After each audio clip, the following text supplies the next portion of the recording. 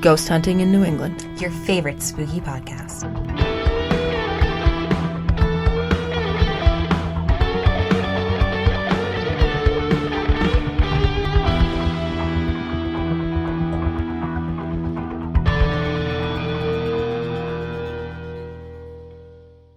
Hello and happy Wednesday. Welcome to Ghost Hunting in New England. I'm your host, Amelia, and this week I'm joined in studio by my co-host, the lovely, the beautiful, the talented medium Jamie Day. Hey, Jamie, how are ya? Hello. Thank you for having me again. Of course. Thank you so much for being here. It is the fourth week of the month, so that is usually when Jamie joins us here at Ghost Hunting in New England, and we are so excited to have her.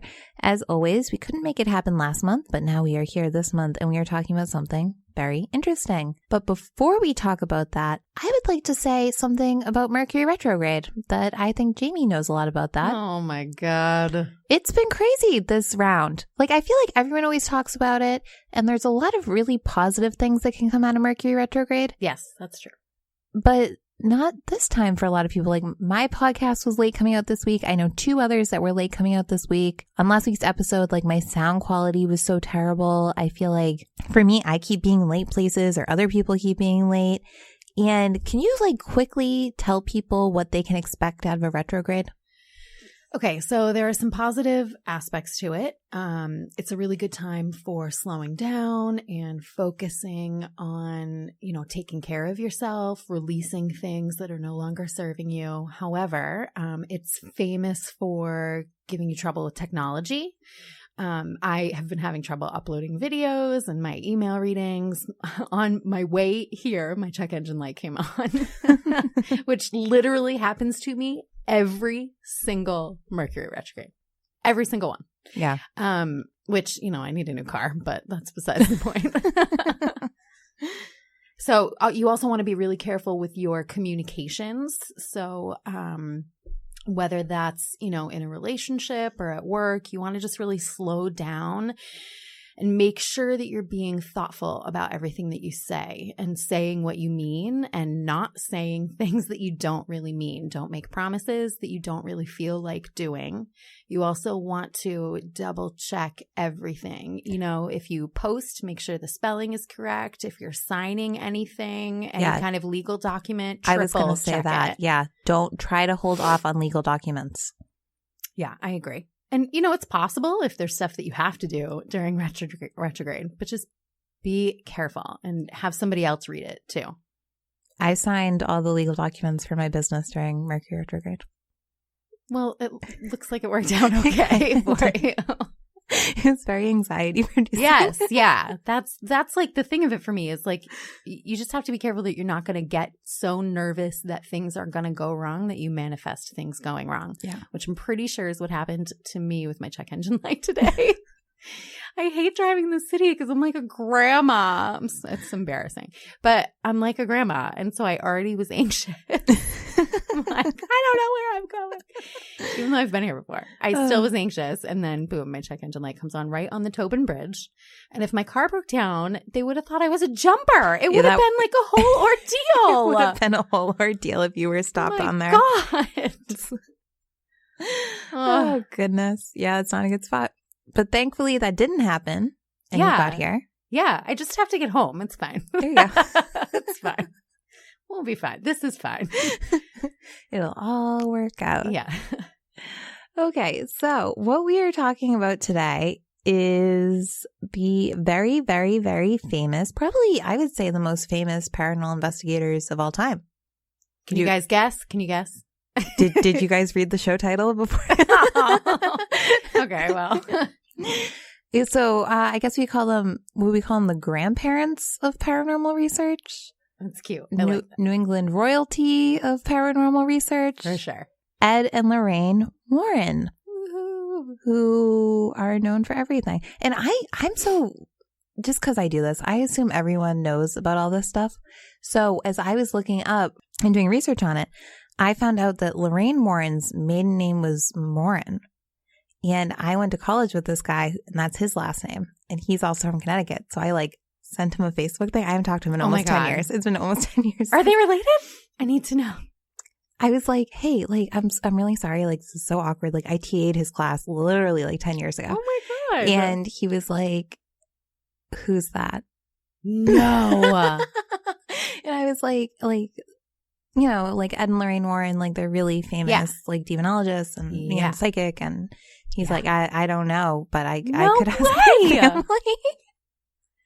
That's crazy to me. Now, to be fair, I also am like a weird ghosty person, obviously. Yeah. And I'm super into, like, my family is super duper into horror movies. So we've seen, you know, we knew of them even before The Conjuring, but, you know, their stories and their investigations are the basis of several movies. Yeah. So it just like blows my mind that people aren't familiar with them.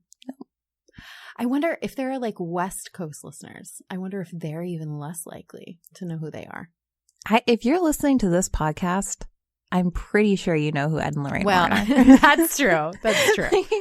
If you're invested enough in our like obscure New England podcast. But yeah, no, the fact that, but maybe not. You know what I mean? Because I was on a podcast not long ago and they were like, so Amelia, you know all about skinwalkers? And I was like, no, creepy. No, not skin. No, that's wrong. See, I don't even know what it was. I just said it wrong. Skinwalkers are creepy. Night crawlers. And I was like, nope. I mean, I don't know that I really even know what that is. Well, I appreciate you saying that because a lot of people were like, Amelia. And they're different from skinwalkers? Because very those are at different. night. Very different. And they're different than worms. They're different than It's like, than it worms. looks like, I'll show you a video when we're done. It's like pants that walk. No. Yeah. And they're like, yeah, it is.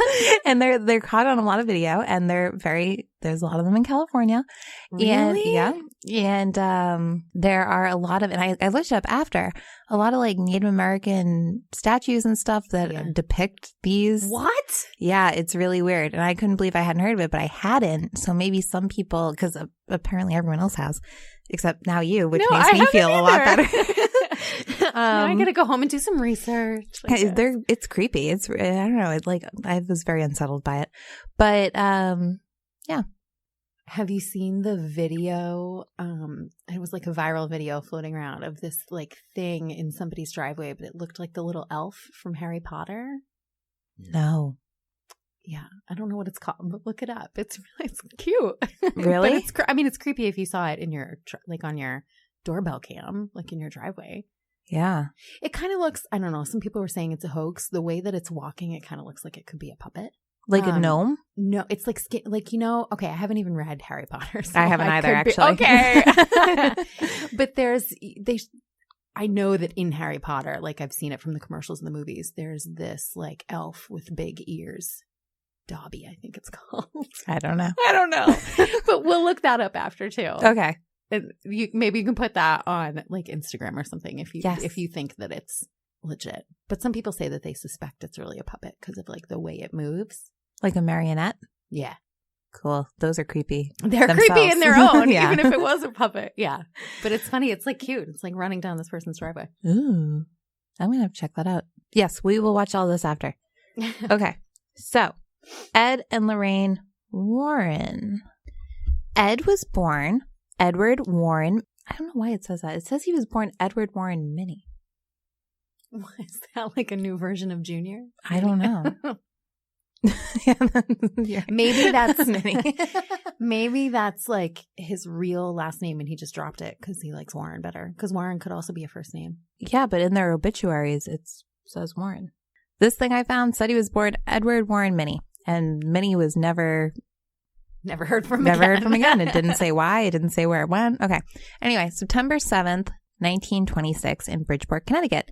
And Lorraine was born Lorraine Rita Morin on January 31st, 1927 in the same town. They met as teenagers. And this is actually one of my favorite love stories. Aww. I have been trying to figure out where I first heard this story. I recall it was a documentary that was interviewing Lorraine Warren. I think I was like on my parents' couch when I saw it. This was years and years and years ago, but it's always stuck with me, like about this whole story, and I really like it, and I think you're going to really like it too, Jamie. So, The year was 1944. You're just cute. When Lorraine was just 16 years old, she and two of her friends walked to the Colonial Theater in Bridgeport, Connecticut to watch a James Cagney movie. Once inside the theater, the girls introduced Lorraine to an energetic young usher by the name of Ed. Lorraine first saw Ed, she recalled thinking to herself, gee, what a nice-looking young man with his sharply creased pants and perfectly done hair, smelling like Noxema from his day shift working as a lifeguard. Oh, that's cute. Yeah, my right? grandfather was a lifeguard when my grandparents met.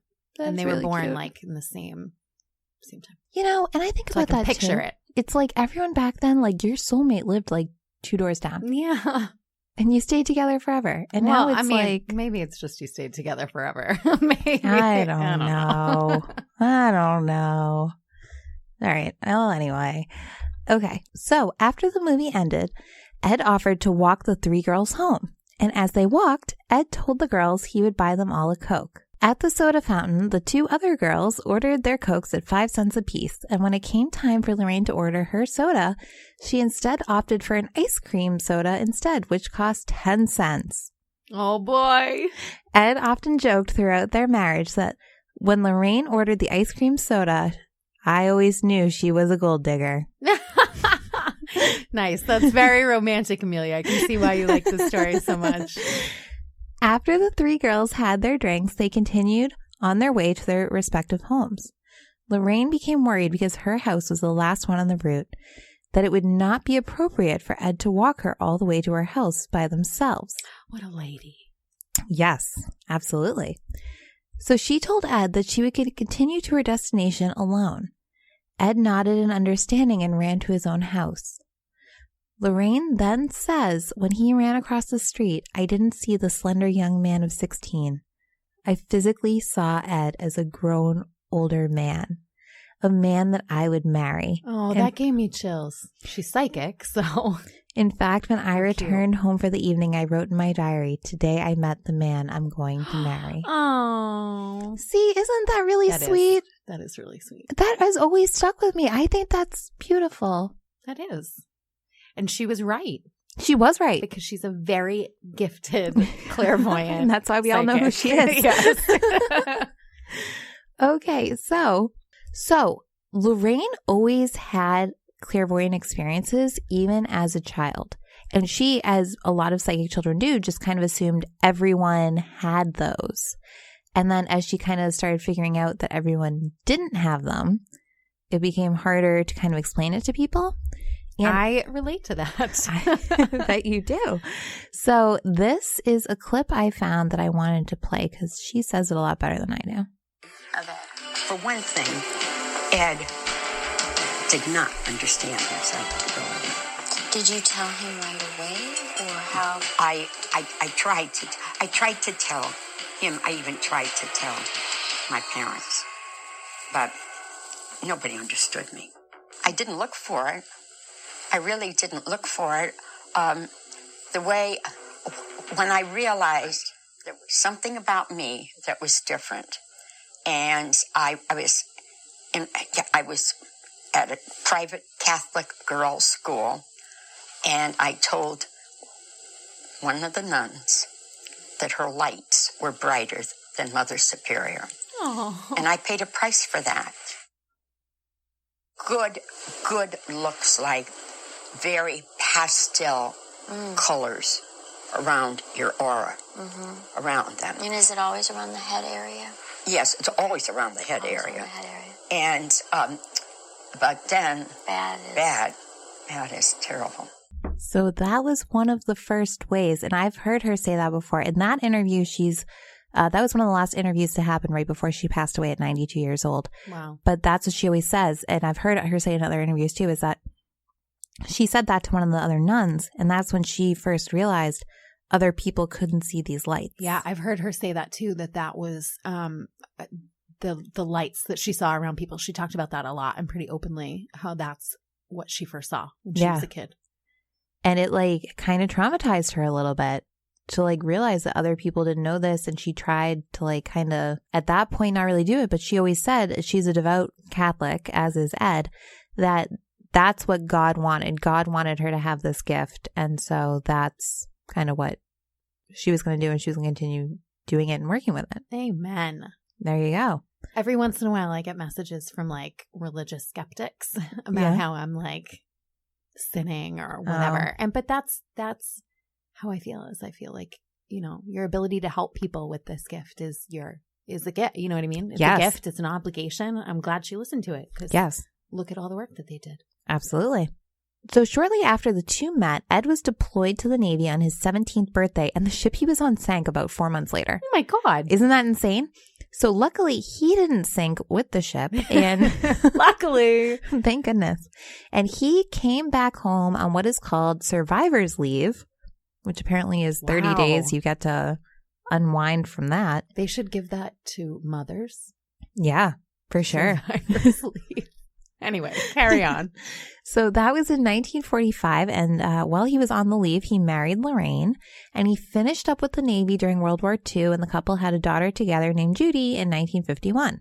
Ed took a lot of art classes. He was a really good artist, and he, after the war, joined the Perry Art School, which is part of Yale, and he began selling paintings on roadsides. He also had grown up in a house that he believed to be haunted, and that's where he began to merge his interests with the paranormal and his artistic abilities. When the couple would hear of a house that might be haunted, he would kind of set up outside of it, he'd paint it, and then he'd give the painting to the homeowner. And a lot of times he would end up getting a tour of the house. Once they were inside the house, Lorraine could then go and start feeling for spirits, and that's kind of how all their investigations began. The stuff that I read about it made it sound like she didn't really mean to do that at first. It just was like a bonus. And that's kind of, I guess there was one where I don't know, she saw something that really scared her. In the corner of the room or something? Yeah, I don't remember exactly what it said. But yeah, I mean, I can imagine that being really startling when you aren't prepared for it. Yeah. I'm sure you can speak more to that than I could, but let me tell you, it is really startling when you're not prepared for it. Lorraine often said that when investigating a house, she prefers to be left alone and to roam freely. And to quote her from the Irish Independent, the easiest way is to sit on the edge of the bed. You know, when you go to bed at night, how all these things go through your mind. That's all being recorded. You think these things out. What you have experienced, you go to bed and it's all played out again. The moment between waking and sleep. The Warrens together founded the Psychic Research Society in 1952. Among their investigations was a 1971 case involving a house set in Rhode Island, which became the idea for The Conjuring. And then they also drew considerable publicity in 1981 for helping the defendant of a murder case, Arnie Johnson. Other famous investigations that they were a part of include Annabelle the Doll, the Amityville case that became part of the Amityville Horror, Enfield Poltergeist, the Snedeker House, which we covered on an episode of the show in the fall, the Smurl family of Pennsylvania, which were a subject of a book called The Haunted and subsequent made-for-TV film, Union Cemetery, which we also covered briefly on our Connecticut episode, as well as their book Werewolf, the true story of demonic possession. The Warrens were Roman Catholic, and Lorraine said it was her belief that the lack of religion is what opens the door for malevolent forces to enter the home or one's life. When there's no religion, it's absolutely terrifying. That is your protection. God is your protection. It doesn't matter what your religion is, she said. And I think that applies, I mean, just speaking as someone who is a medium, I feel like that applies to just spirituality in general. You know what I mean? Oh, absolutely. Keep the good stuff around you, the good positive white light. Yes. So the Warrens didn't charge for their investigations. They made their money from movie and television licensing rights, books, lectures, and tours of a modest museum of supernatural artifacts adjacent to their home in Monroe, north of Bridgeport, Connecticut. So you want to talk about Amityville?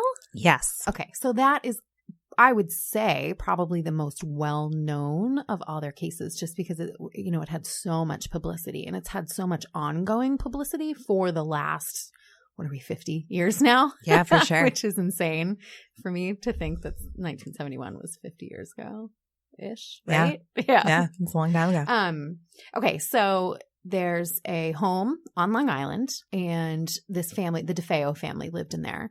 And in the early 1970s, the son, the oldest of the sons, in the middle of the night, got up and shot his entire family, murdered everyone, all his siblings, his parents, everyone. And his defense was insanity based on the fact that he was hearing voices that told him to do it.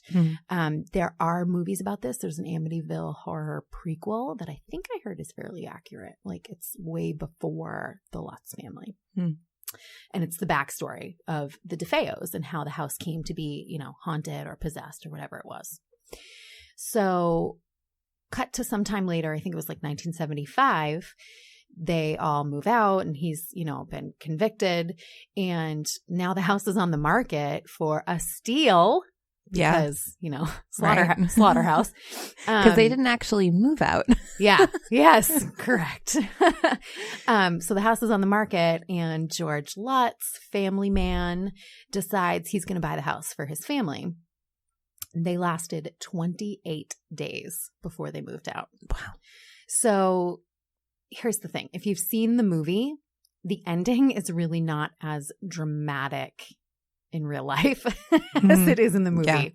Yeah. In, you know, several variations of the movie, it shows him completely losing his mind, like getting pretty possessed himself. There's like some kind of weird demonic hole in the basement. Yeah. He tries to murder his whole family. None of that actually happened in the real Amityville house.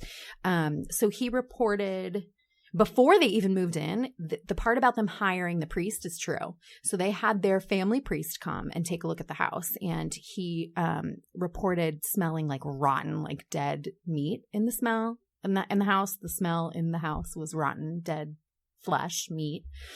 And he said that afterwards he got very sick. He thought it was the flu, reported it as like having the flu after. But he said that when he was in the house, he felt like a physical smack on the face. Like he felt like he got hit. And he reported that back to the Lutzes, who then bought the house anyway. So, you know, do with that what you will. But they moved in. And then they said quickly after that, things started escalating. So doors would slam in the middle of the night. Lights would turn on and off. Constant cold. Like, it didn't matter what they did with the heat. They just couldn't get the heat regulated. It was cold all the time. And he reported one night, George Lutz said that, so every night, pretty regularly, he would be woken up at 3:15 in the morning, which is said to be the time that Ronnie DeFeo killed his family. Oh, wow. So George would be woken up by something in the house at 3:15 every single morning. And there was one occasion where because the kid's bedroom was on a different floor than his, and he could hear the kids' beds slamming onto the floor above him. And he tried to get up out of bed to go help, and he felt like he was pinned down to the bed. Wow. And he reported that the incident that made them move out, so the actual termination of where the movie, you know, now takes creative license, was because it was 3:15 in the morning. He woke up and his wife was levitating in the bed next to him. So that's when they decided to move out. So fair. Yeah, fair enough. So an entire team, you know, word kind of spread about this. An entire team of psychic and paranormal investigators came and spent the night at the house. There was very little, almost no evidence that they could find. Nobody reported that they felt necessarily like it was a hoax, just that there was nothing that they could prove, nothing that proved the presence of anything paranormal. There was one photo, I guess, that was kind of questionable, that maybe looked like it would show the face of a boy. But Ed and Lorraine were among the psychics and the paranormal investigators who went to this event. And she still, up until the very end when she died, reports that this is a case that haunted her more than any others in her career, or, you know, among the top cases she researched, because the energy of the home and the property was pure depression. Like, it had like the heaviest, saddest energy of anywhere she's ever been. And she said that it carried, like it followed them home. That energy went with them. And she like drove away, trying to like race away from it, is what she reported. Her opinion of the place is that the land predating the DeFeos and just the land in general is what is possessed. Her thoughts were that it was some kind of demonic possession, and she felt like there was something really kind of devastating on the land. I will say that the lawyer for Ronnie DeFeo has since come out and claimed that he and George Lutz created this whole plan to sell books and that they made it all up. Mm-hmm. But either way, you know, decide what you want to decide about it yourself. Lots of people believe that Amityville was one of the greatest hoaxes of all time. Yeah. That being said, Lorraine felt like it had a very heavy energy. And I feel like given her track record in the other work that she's done, I wouldn't want to go and spend the night there. No, not at all. Because I trust Lorraine's opinion. I do too. Yeah. Yeah.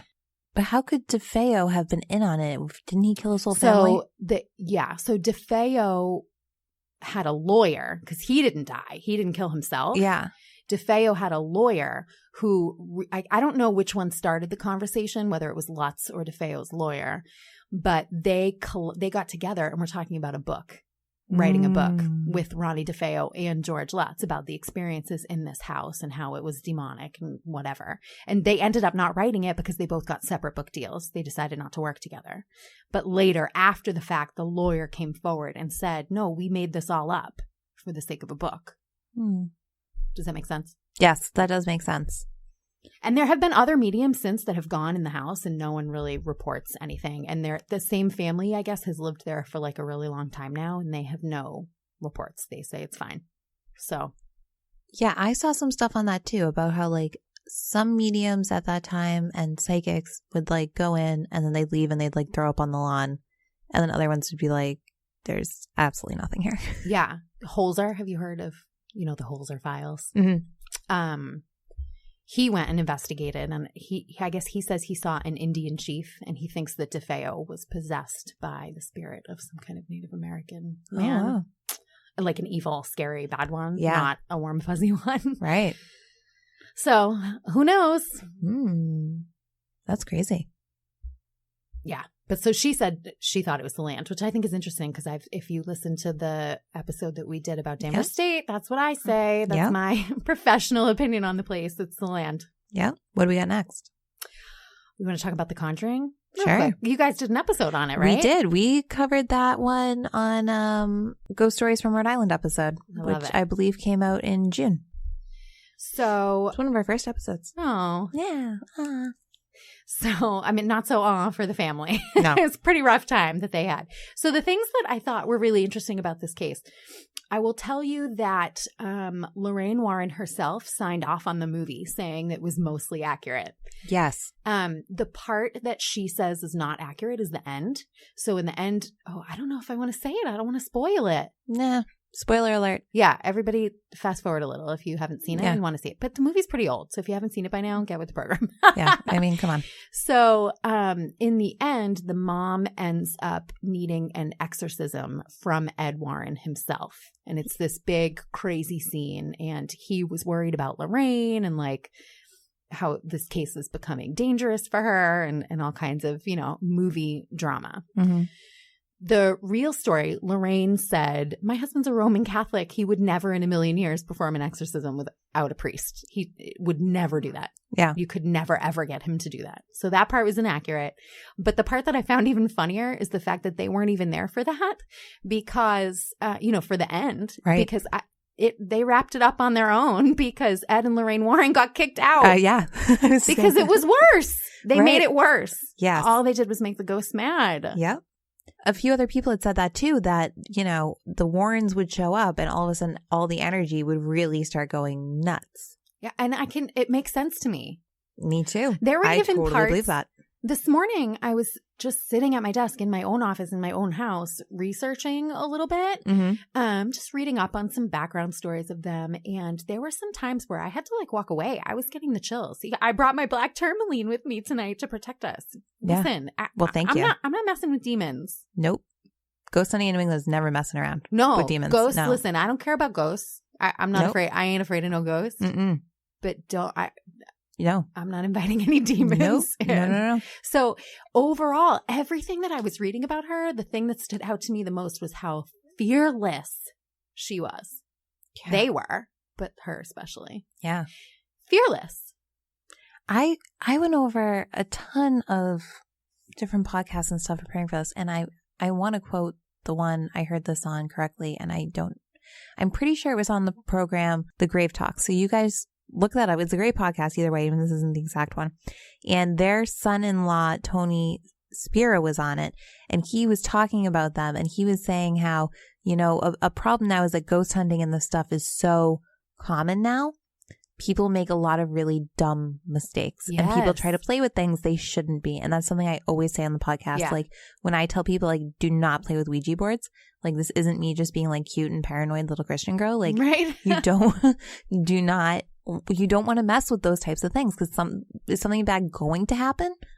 Not necessarily, but something really bad could happen. Right. You have to be properly trained. And I will say, I feel like they took it very seriously. Yes. Which we'll get to that later, even when we talk about the museum and stuff. Right? Yeah. But even he says in that interview, like, even at the beginning, like, they made a few mistakes, Of course. And they were like the pioneers of this stuff. So, like, imagine that. Like, yeah, going into it with not having any examples to like, they had to figure it out by trial and error. Yeah, there was no YouTube They're to lucky like they look were up. alive, Right. honestly. They're lucky that they made it into old age. Yeah, it's wild. It's very, very wild. So about the Perron family, Mhm. that's the family from The Conjuring, Lorraine's opinion on that is actually not that it's a demon, it's a witch. She says it's a very ancient, old witch. Yeah, because if I'm recalling it correctly, it was owned by the same family for 8 generations. Before they moved in? Before the parents moved in, they were like the last one. And so it was this woman, and there was like a legend in the town that she was a witch and that she had killed her child and sacrificed it to the devil, and that she was buried up the street, and she just didn't want to give the land away to anyone outside of the family. So she just attacked. There's a scene even in the movie of Lorraine seeing like people hanging from the trees in the backyard. Woohoo. Spooky. Yeah, really spooky. Did you guys do the, how do you say it, Snedeker? Snedicas? Yeah. You did that too, didn't you? We did that briefly as well, yeah, on our Haunting in Connecticut episode, which came out in October of this past year. Oh, so that one is the family. It was formerly a funeral home. Yes. Did you, what did you say? What was your theory? What did you theorize about that, Amelia? I think that there can sometimes be a fine line between mental illness. Oh, yeah. And this stuff coming in. I think certain types of people are more open to possession or seeing ghosts and things like that. And I think a lot of times mental illness can play a part in that. And I think the son, absolutely. I don't know if he maybe was schizophrenic and that's what caused this, or this caused schizophrenia, or kind of what happened within that. But I absolutely believe that there was bad stuff going on in there. So when the Warrens investigated, her like official determination was that it was the spirits of the dead people from the funeral home, because the people that were running the funeral home were raping them. Yeah. Raping them. Yeah. That makes me want to throw up. Yeah, it's crazy. And just as I don't want to get like in trouble, because I feel like the Warrens are so controversial. So I just want to say there has never been any evidence, physical evidence, that anyone necrophilia was going on or anything like that. That's Lorraine's. But that was what they said. Opinion. Yes. That is which it could be true. Yeah. Yeah. I mean, that's what Lorraine intuited out of the situation. And one of the things that happened in the movie, because that's what A Haunting in Connecticut, that movie is based off of, was the little boy went down and they had the gurneys in the basement from when it was a funeral home. And I guess the little boy started like spinning around on it. And they put that in the movie too, which is horrifying. Super creepy. So my dad likes to talk about how when he was a kid, his best friend lived in like the funeral home in town. And so he used to go down and like play in the morgue when he was a kid. Right? No, thank you. Hard pass on that. Thank you very much. He doesn't believe in ghosts though. Oh, weird. Yeah. Can you imagine that I came from someone who doesn't really believe in ghosts. No, that's wild. Yeah. But I guess that's how it is sometimes. Oh, yeah. My brother doesn't believe in ghosts. Really? Does he listen to your podcast? Every episode. Oh, that's cute. He listens. Hi, brother. Hey, Wilton. Supportive. He's a very supportive brother. But yeah, no, he doesn't. He's not religious either. And like my family is very religious, so it's odd. Yeah. Well, you know, different strokes for different folks. I guess, yeah. I still love my dad, even though he probably thinks I'm crazy. It's fine. It's fine. My dad definitely thinks I'm crazy, and he's still all right with me. So hey, yeah, Dad. I think my dad's more upset about the tattoos than the the ghost hunting. It's funny you say this because I had a customer come into my store the other day, and she's been a customer of mine for a long time, and she had one of those like crop tops on, you know, and she had her little belly button pierced. I was like, when'd you get that done? She's like, oh my God, don't tell my mom, blah, blah, blah. And I was like, it's whatever. I'm like, you can hide it. I was like, I hid my tattoos from my dad for 10 years. And when he finally saw them, I was like, I've had them for 10 years and you've loved me this whole time. Yeah. I can't stop now. Yeah. I've had like most of a sleeve done for the last like 10 years. And he saw me in a t-shirt the other day and commented on it. And I was like, it's not going anywhere. I can't take it off. What do you want me to do? What's funny is, so my mom, since she has Alzheimer's, every time she sees my tattoos, it's the first time. And it's always a different reaction. Oh my God, like, that's hysterical. Like, sometimes she's like, so you're drawing on yourself now? Like, what is this? And other times it's like, oh yeah, like my brother's had tattoos. That's so great. Like, I wish I got some. And other times it's just like, I don't even know who you are. I don't know why you get that. Like, blah, blah, blah, blah, blah. That is too Every funny. time it's different. That's too funny. So she doesn't even know how she really feels about him, I guess. No. All right. So should we talk about Arnie Johnson? Yes, because I actually, honestly, and full disclosure, I really don't know much about this one. Okay. So I'm very interested. Okay. So Arnie Johnson, the story isn't even really necessarily about him. At least that's not where it started. There was this little boy named David who was complaining that he was being haunted by a demon. Like his own assessment of it was that he was being haunted by a demon. He said the way that he described it and the way that reports have since compared it is, if you've seen Insidious, the like devil demon at the end, the way that this boy David described it is that's what it looked like. Oh, wow. Which super scary. Very scary. Right? Yeah. It's like this red, hooved, horned, and otherwise man-looking demon.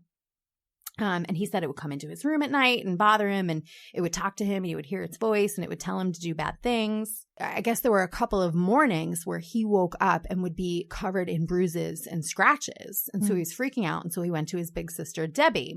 Debbie was like 19, had a boyfriend named Arnie. Huh. Yeah, they were engaged, actually. Fiance named Arnie. Fiance. And Arnie and Debbie were like, we're going to help you, David. We're going to take care of this for you. I don't know really, you know, what background they had. But if your little brother comes to you crying that a demon is haunting him, you're going to try and do the best you can for him, right? So I don't really know what they did, but apparently it angered it and it made it worse. And now it was causing like violent outbursts. And the boy was speaking in tongues and languages that they didn't understand. And so Arnie and Debbie recognized their need for some help, and they called in the Warrens. The Warrens came in. They determined that the boy was possessed by a demon, and they called in a priest, not Ed Warren. They called in a priest who performed an exorcism. Arnie and Debbie were at the exorcism with the Warrens and the boy. Exorcism went well. Everything seemed fine. They all moved on with their lives until one night, Arnie and Debbie were out to dinner with their landlord, which seems like an odd choice, but maybe they were also friends. I don't know. That's odd. So the three of them were out to dinner, and Arnie lost his marbles and stabbed the guy to death. Oops. Yeah.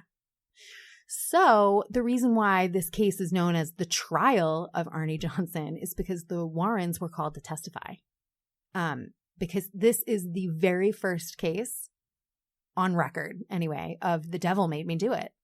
Wow. which is what Arnie said. So Arnie's defense was that the demon went from this boy David into him, and now he was possessed, and that's why everything seemed fine, is because he's really the one that had it. Oh. It left David and jumped into him. And so from what I understood of what I read, the Warrens were not permitted to testify. It was denied. Yeah. And he went to jail. He did. Yeah. That's sad. That is sad. Yeah. That is sad. I mean, assuming that the devil really made him do it, I guess. If he just murdered his landlord, then. But I mean, if the Warrens thought there was a need for an exorcism, Yeah, that's what I mean. I believe him. I mean, if an exorcism happens, I don't know. I believe it. Yeah. I'll leave it at that. I'm not going to think it too much. I just believe it. So what did you, I know you mentioned briefly that book, or what was it? Something about the werewolf? What did you say about that? Yes. That is one of their more well-known cases. Yeah, I read a little bit about it. Werewolf, the true story of demonic possession. So I was reading this to my husband this morning, and he was like, man, if I were going to get possessed by anything, I'd really want it to be a werewolf. What would you want to be, Amelia? I don't know. Yeah, I think I'd go vampire. Vampire is high on my list. Vampire, witch. Oh yeah, witch is good, but I'm already kind of halfway there. Yeah, so I it's feel not very the same way. exciting to me. Yeah. Vampire is that's like a sexy possession to have, right? That's like It can be, yeah. At least in the movies. I was going to say Interview with a Vampire. Yeah, that's what I was thinking too. Yeah, there you go. Yeah. So they called him the South End Werewolf. His real name, poor man, was Bill Ramsey. Why does that name sound familiar? I don't know. Why are you making a face? You It were sounds making so such familiar. A face. You're pondering it. I was like, I feel ooh. like that could be a fairly common name. Like there's probably other people out there named Bill Ramsey, so maybe you've run into them. I went to high school with a Ramsey. What was his name? Jay Ramsey? Jay Ramsey. Oh. Yeah, there we go. Okay. Maybe he was related to someone named Bill. Send him a Facebook message and ask him if he was related to Bill, the werewolf. I could send him an Instagram DM right now. Okay. So apparently this guy reported that ever since he was a boy, he would have these incidents where he would just fly into a rage. And he would have superhuman strength, and he would be all animalistic. I guess there's one story of a time that he ripped a fence completely out of the ground, the whole fence, posts and all. And he had superhuman strength and would be in this crazy animalistic, uncontrolled rage. Wow. It went away for a while, and then in his adulthood, it started coming back.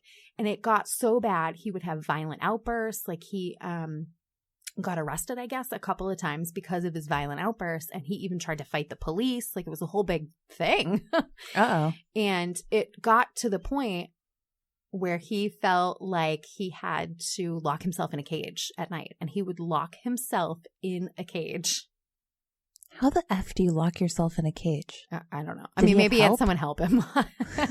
He had a family. He was married with kids and everything. It went away for a while and he lived a pretty normal life, and then it came back. Okay. Hold on. Where do you draw the line in your marriage? Right. That's a very valid question. Where? If my husband told me that I guess if my husband's tendencies were so that I would probably just seek a divorce rather than a cage. Maybe the cage should be the local jail. Maybe I don't know. But this guy, I think the point is that in his regular everyday life, he was just a sweet, normal family man. And then it was all of a sudden it was. So I guess there were triggers. He could feel it coming. I don't know. From what I read, I try to keep this a family show and nice, but I just feel so. I don't know how to say this as a family nice show. But when I think of your husband needs to get locked in a cage at night, it just seems a little. Yeah. You know what I'm saying? I don't know. Whatever anyone's into, but yeah. So, but he says that he would smell horrible smells before it happened, and then it just would be this out of control thing. So I don't know. That's a loving, supportive wife, I guess, if I've ever heard of one. My goodness. But so at this point, he's spending every night locked in a cage. They recognized their need for help and called none other than the Warrens. But also I don't know. Okay, I have this podcast. I do weird stuff. This is weird even for you. Is that what you're getting at? this is over the weird line. My for husband, Amelia. my No husband is cages like, for Amelia. babe, like you got to lock me in a cage. Like I'm such an animal. And I'd be like, I mean, okay, but also like maybe we should call a therapist. Yes. Maybe I need to call a lawyer. My first reaction would probably not be to call a paranormal investigator. But, he says he's been dealing with it his whole life, and he was convinced that it was not, that there was something supernatural at play here. He was convinced that it was some kind of possession. Okay. So, this is actually in England. This is not, I realize this is a New England podcast, but the initial part of the story takes place in original England. All right, there we go. So they flew over. They're nothing if not generous with their time, right? So they flew over and they investigated, and they determined that it was some kind of wolf-like demon, which is why he's referred to as the werewolf. It's because it was a demon that was possessing him that resembled the behavior of a wolf. Interesting. And it was turning him into this animal that needed to be locked in cages. My goodness. So this is what I'm talking about when we say fearless. Mm-hmm. So what do? They put him on a plane and invite him to their house. And he comes and stays with them. Wait. While they prepare him for exorcism. There's another podcast I love, and I think they actually... See, it's all coming together. This is where you've heard of him. Someone write into the show. Yes, I think I did. Someone write into the show and tell me, especially if your name is Keith and you host this podcast, the I Don't Know podcast out of England, which is I Don't Know the podcast. Everyone go check it out. It's hilarious. I really like it. I think he did like a brief thing on this. Oh, look at that. I don't know. I'm always driving. I just laugh at stuff and then it's like in my head out the other ear. It's a great podcast though. Okay, I'm sorry. I didn't mean to interrupt you. That's okay. So they invited him to their house. They said, "We think that you are possessed with a werewolf demon. Please come and stay with us in our home. Did he have to fly you overseas?" Did he have to bring his own cage? I don't know. I feel like the Warrens do a pretty good job of locking things up. Did they bring him in a carrier? Did he have to be stowed beneath the plane, or did he fit in a lap bag? Right? Did he need his own ticket, or did he count as a dog? All right, I'm sorry. Oh my God. I hope his descendants are not listening. I know, I'm his so children. sorry. I'm sorry. This was a real thing. My father was possessed. So anyway, the fearless Warrens invite the werewolf to come and stay with them, and he gets his exorcism from a bishop, not from Ed Warren, and moves on with his life too. I mean, that's great. Apparently, he has had some book deals since, but yeah. And oh no, that was something else that got the made-for-TV film. But yeah, no, that's great. Well, they have tons of movies and stuff made about. Oh yeah, their stories. Oh yeah, tons. They're just so. It just fascinates me how brave they are. Oh, absolutely. Really. I totally agree.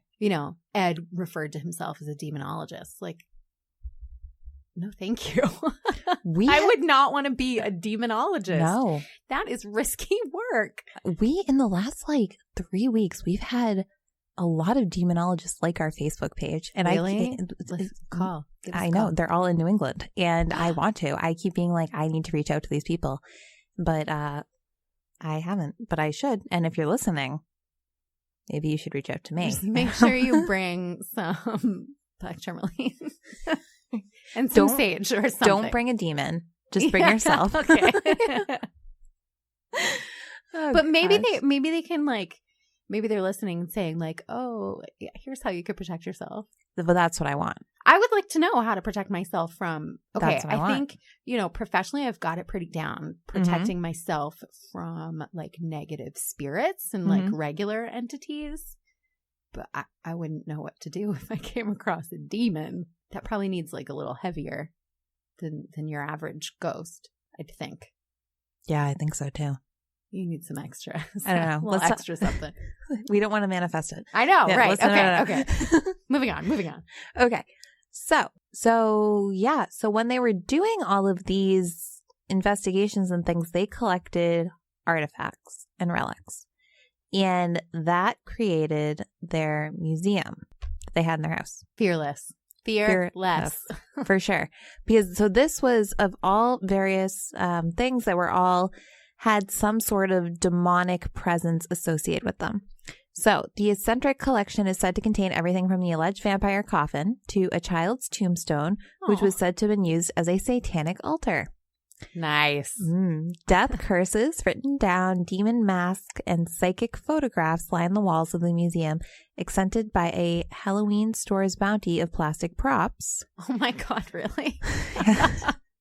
However, the most prevalent item, Will Fox, ears up, perk up, because Will's going to love this, seems to be the cursed dolls. Ooh, I just got the chills. Ooh.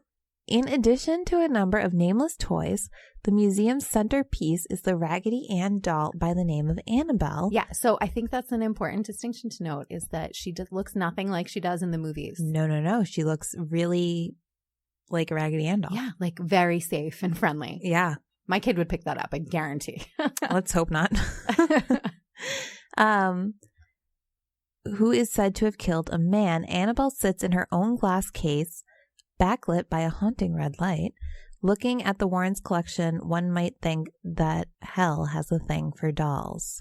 Oh my God. Creepy. So one thing that people would always ask them is, why don't you guys destroy this stuff? Why not like get rid of it? You know, if it's demonic and all this everything. Right. And what they said, which is something, you know, in various religions, they kind of say the same thing and the same idea about when we talk about like souls or spirit, things like that, which is that you can destroy a vessel. Right. But you can't destroy that. So like you... Hello, Arnie Johnson. Exactly. Yes. So, you know, you destroy the doll. Well, okay, there's still a demon and now it's in something else. Yeah. And at least this way they knew where it was, and they would have priests come in and they themselves would do like binding ceremonies to bind it to the place. They'd keep everything locked up. Yeah. I mean, she's just not out where you can grab her. She's in glass. Yeah. And like people aren't allowed in the museum when like no one else is there. Right. And, you know, nothing getting out, nothing's escaping. And actually they ended up having to close it due to a zoning violation. Super disappointing. Which is kind of wild. And when Ed passed away, so Ed passed away in 2006. Right. Lorraine didn't follow him until April 18th of 2019. So it hasn't even been a year. She wouldn't go in there after he passed. Really? I didn't know that. Nope. I was so sad when she passed. I really wanted to meet her. I just thought I would sometime. I mean, I guess I will maybe someday. Well, yeah. But not in the way I imagined. Right. Yeah. It was... I was really disappointed. You know, celebrity deaths, whatever. That one really, I was like, oh no. I mean, she was like in her 90s. I don't know why I would be disappointed for her. She was very, very old, but it was weird because she was so prevalent. I think especially being a woman too, for some reason, that always kind of stuck with me. Like she was like the big one. Yeah, she was like the paranormal investigator. And for me, she was a medium, you know? Right. Like even like little Amelia, like I looked up to her. I thought she was so cool. She saw lights around people. Like that's awesome. That's and a beautiful gift. Yeah. She knew it was her husband because she saw him older in the doorway. That story, I can't tell you. That stuck with me forever. It's going to stick with me now too. I just think it's so romantic. Do you want to hear a story that I read about Annabelle? Yes. So somebody like taunted her, I guess, when they were visiting at the museum, was like banging on the glass cages and stuff, and crashed his motorcycle and died, leaving after he left. Yeah. Don't taunt the Annabelle doll. She'll kill you. Don't taunt any haunted dolls. Yeah. Don't taunt ghosts. Don't taunt demons. Just don't taunt things. Like, I know you think you're being cool, but really what you're doing is signing your death warrant. Like, just stop. I get so frustrated by this stuff. I dated someone and he used to watch these like investigation shows on YouTube, and it was just people doing that, like taunting things, and I would get like so angry about it. I'm like, yeah, that's just, not like, how you so do it. Mad. Like, stop it. Because he was like, no, it's awesome. Like, I'd do this. I'm like, well, you have to respect the dead. I respect the dead probably more than I respect the living. That's for sure. You gotta know what you're freaking doing, or you're gonna end up. I know, not happy. My husband's parents have both passed away, and there was one day where he was like joking around, and he was like, "Don't blame it on me. I'm an orphan," like cracking some kind of joke. And the cabinet door where we keep their ashes flew open, like popped open. We like made a pop. And the door swung open. I was like, oh, you made your parents mad. No. Oh, gosh. Yeah, no, this is crazy. So We touched on it a little, and we are running out of time, and I'm worried someone's going to like show up at the door and tell us we're really out of time. But one thing I did want to touch on is that there is a lot of controversy surrounding the Warrens. We're not going to get into all of it. We did touch on it a little, and we touched on it on past episodes as well. You know, a lot of people think they're just out for the money or things like that. They didn't even charge. They didn't charge for the investigations. Not for the investigations, no. But how could they have known that the investigations would have been what made them their money? You know what I mean? It's true. That's you're luck right. that they got famous. Absolutely. Luck and skill. Yes. But one thing that Ed had said is that, you know, they did want publicity. They wanted as much as possible because they say the best trick of the devil is that the devil gets people to believe it's not real. Oh my God. I know. Doesn't that make that gave me chills? I know. Isn't that a good, and it's true. It's true because if people, you know, if you don't believe in this evil, then scary. It's true. I know. And so he just wanted to spread awareness. He wanted to scare people. That way people would respect it. Wow. And I respect him for doing that. Yeah. Yeah. So as part of my research for this, I looked at Warrens.net, NewYorkTimes.com, FearNet TV, AtlasObscura.com, as well as Grave Talks podcast. And most of mine were the same. I also used thelineup.com, but I read some articles like on the New York Times. There were lots of big publications here. Yeah, for sure. They're not messing around. I looked at Unsolved Mysteries of the World podcast there it is. As well as Real Ghost Stories online podcast, which are all really great. I also had ABC News and Snopes, believe it or not. Nice. For the Amityville case. Nice. Because my husband and I had a debate. He thought that he had heard that the Warrens said that Amityville was a hoax.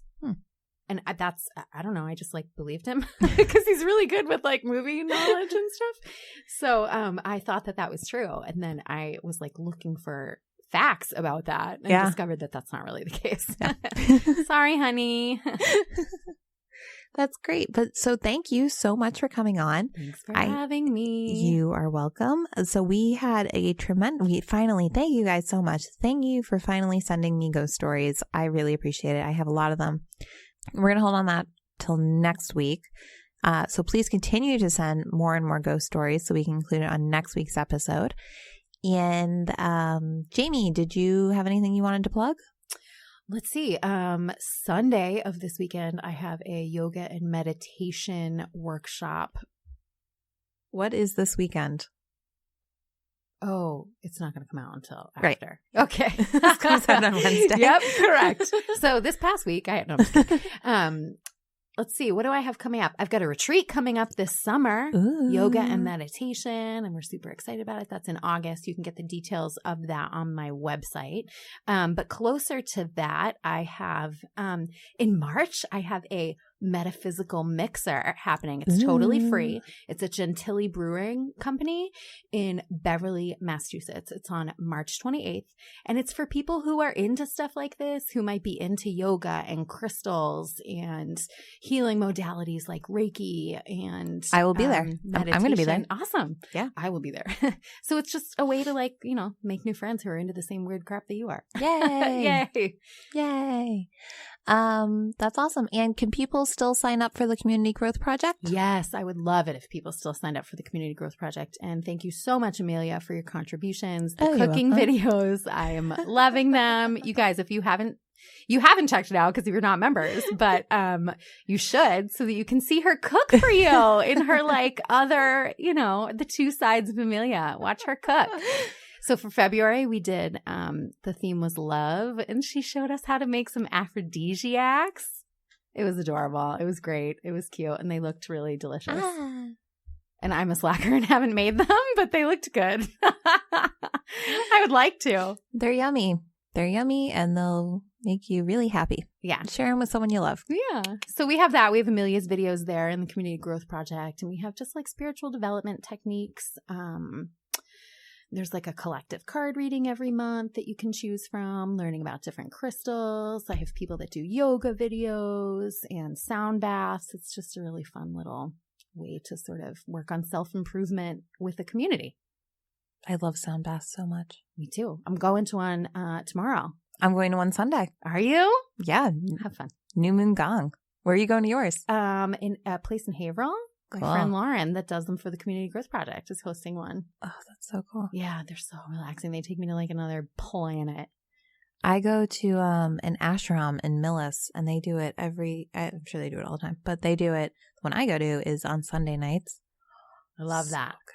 But this is a special one because it's a new moon. Yeah. They have like new moon ones, they have full moon ones, and they just have like the regular Sunday night ones. Yeah, so ours is a new moon one too. So I'm going to definitely take the time to like focus on some intentions for the coming month. It's going to be nice. Even just to get some time like where nobody bothers me for an hour and a half. There you go. It's really great. I can't even pee without my kids banging down the door. So just like an hour undisturbed is really, there you go. Sounds great. Oh, that's awesome. Well, thank you again so much for being here. Everyone, please make sure to go check out Jamie's site, mediumjamieday.com. If you haven't heard the other episodes she's been on with us, we have interviews with her. We did an investigation with her at Danvers State Hospital. And she has also hosted, the last episode she hosted was Haunted Hotels. Oh, that's right. Which was a great episode. Because we got to go to Salem. We do. We definitely have to do that. Girls' night. Yeah. And so you guys can find us online, ghosthuntinginnewengland.com, which still hasn't been updated, but maybe it will be by the time this episode comes out. Probably won't, but maybe. Or on Instagram, Ghost Hunting in New England, Facebook.com/Ghost Hunting in New England, Twitter, Ghost Hunting NE. Please like and subscribe our podcast and give us a 5-star review. If you do not think the show deserves 5 stars, please send me a private message letting me know what I can do to make the show a little bit better to you. Okay, as always, send me all your ghost stories. I want to hear all of them. Make sure you send Will Fox your haunted dolls up in upstate New York or Western New York or New York State. I don't know. People in Buffalo, he always gets on me about that. I don't know. I won't even guess. I don't know where. Upstate. I would say upstate. No, it's not upstate because I say upstate and but it's not. It's Western New York. Okay. So I try to say New York State. I don't know. Will, I'm sorry, but no, my bad. My fault. My fault. Thank you guys all so much for listening. And as always, happy hunting.